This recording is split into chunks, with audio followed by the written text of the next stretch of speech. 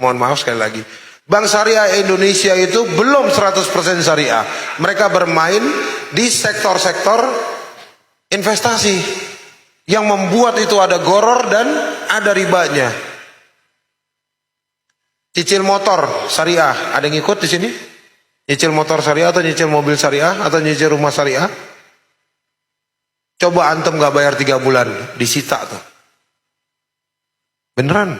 Cobain aja. Siapa yang berani coba? Apapun akad mereka, ya, apapun akad mereka. Karena kalian bukan menabung untuk memiliki kendaraan. Kalian itu minjem. Tetap dihitung seperti itu. Makanya sistem syariah di Indonesia nggak ada yang lolos dari riba. Oke, saya ada sedikit namanya dompet madani. Saya bikin itu dulu aplikasi khusus buat mualaf. Mualaf kan kalau datang, sorry ya, sedikit cerita. Minta waktu ya, timekeeper. Jadi mualaf itu kalau datang ke kami, itu minta uang, lapar, minta uang, sakit, minta uang anaknya mau sunat, apalah segala macam. Orang banyak nasihatin saya, kok itu mualaf dikasih pancing. Jangan dikasih ikan. Oke. Ya itu ya, paling bener. umum lah ya. Iya. Benar. Common sense di Indonesia ya kan. Sekarang dia itu bukan nelayan Pak.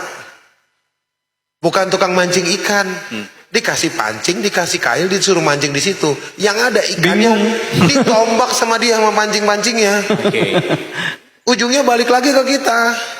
Minta lagi. Lapar. Iya. Lapar lagi. Pancingnya mana? Saya buang. Nah ini dilematiknya. Nah saya bikinkan dompet madani. Dompet madani itu saya bikin. Kita dapat dari PLN. Alhamdulillah. Dikonfirmasi kemarin sama orang PLN di Halal Expo. Kita penjual token listrik termurah di Indonesia. Luar biasa. Ada yang ngisi pakai token? Saya pakai token. Saya juga. Berapa biasa ngisi? Antara 50, 100. Oke, berapa biaya adminnya? 2,5 biasanya. Sampai? Sekarang 3.000 kayaknya. Oke, di saya 20.000 sampai 500.000, adminnya 300 perak. Wow.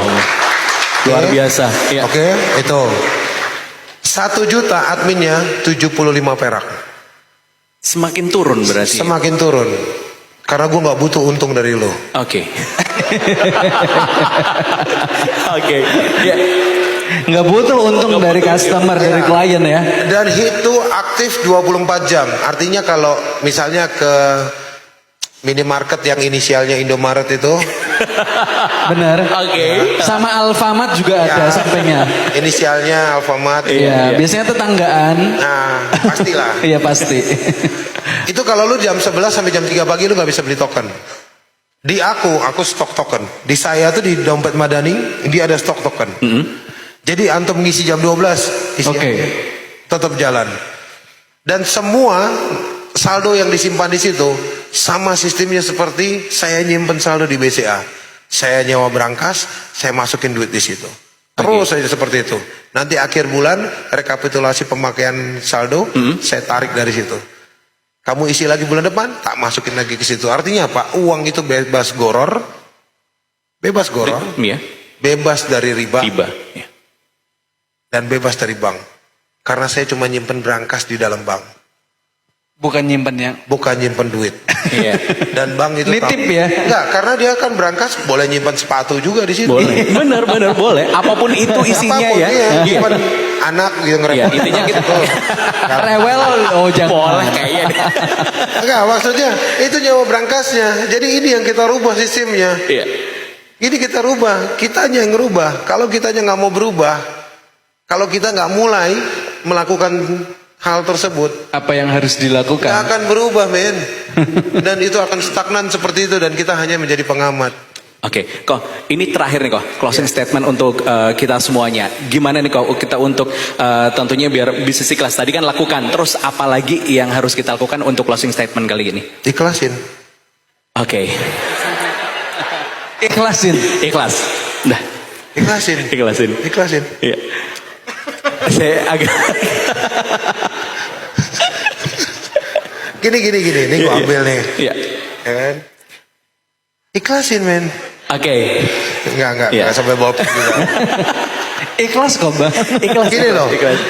Kalau lu masih perhitungkan segala sesuatunya berdasarkan akal sehat manusia, dan lu masih menggantungkan sesuatunya itu di bawah langit, tidak kepada Allah, sedangkan Allah sudah membuat perjanjian dengan manusia, kau tinggalkan sesuatu karenaku, maka akan ku ganti dengan yang lebih baik. Itu bukan gue yang ngomong, men. Allah yang ngomong. Baca Quran gak sih? Baca. Ngaji gak sih? Ngaji. Jalanin, men. Di Quran banyak petunjuk. Gue di sini mah cuma ngecap doang nih. Iya, Benar. petunjuknya semua ada di Quran. Lu ganti, lu tinggalin sesuatu karena Allah. Saya resign, pernah resign dari perusahaan yang gaji saya 3.700 US dollar atau sekitar 52 juta. Saya resign. Dan Allah ganti dengan gaji sekarang 5.200. 2 kali lipat langsung. Saya kerja di perusahaan asing, saya membawahi satu Asia, bawaan saya ada satu Asia. Saya menguasai di sini 14 negara, termasuk Cina. Dan Allah ganti itu dengan cara yang sangat mudah. Lu tinggalin sesuatu karena Allah, Allah ganti berlipat-lipat. Percayalah, tinggalkan riba karena Allah. Bisa. Masalahnya yakin apa nggak yakin? Iya. Aduh, ntar anak istri makan apa? Iya. Entar cicilan, iya, Bener, ini bener. itu segala macam. Enggak lah. Better nggak punya rumah di dunia tapi punya rumah di akhirat. Kalau rumah lu dunia cuman karena nyicil, di akhirat boro-boro rumah dapat, di sidang lama. Iya. Kendaraanmu cicil di dunia, nanti di akhirat emang Allah nggak nanyain. Setiap riba yang kita kasih makan ke anak istri kita, setiap riba yang dihasilkan oleh kalian dan dikasih makan ke anak dan cucu kalian, Allah emang gak nanyain? Nanyain. Riba yang kalian tanam dan menjadi satu sesuatu yang akhirnya majemuk menjadi sesuatu yang besar. Dan terus kalian nafkahin keluarga kalian dari situ dengan alasan dalih apa? Kita ini bebas riba, kita udah gak pakai bank. Tapi modal itu usaha untuk ngasih makan keluarga dari mana?